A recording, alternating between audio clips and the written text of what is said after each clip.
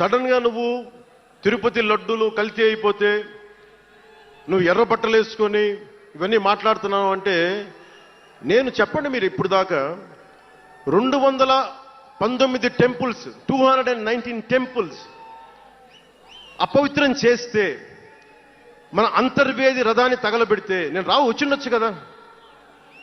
రామతీర్థంలో రామచంద్రుల వారి విగ్రహాన్ని తల నరికేస్తే నేను బయటకు వచ్చి గోల చేసి ఉండొచ్చు కదా. ఎందుకు స్టేట్మెంట్గా పరిమితం అయ్యాం? చిన్నప్పటి నుంచి మా ఇంట్లో రామనామ జపం ఉండేది. మా నాన్న ఉమ్మడి కమ్యూనిస్ట్ పార్టీ సభ్యుడు, ఎథీస్ట్ ఒకప్పుడు టీన్స్లో 20లో. ఆయన మరి ఎలా మారిందో మనసు తెలియదు కానీ విపరీతం రామభక్తుడు అయిపోయాడు. నేను పుట్టేటప్పటికి మా ఇంట్లో ఎప్పుడూ రామనామమే ఉండేది. ఆ రామనామాన్ని జపిస్తూనే నాకు జబ్బు వచ్చినా మా నాన్న రామనామం చెప్పేవాడు.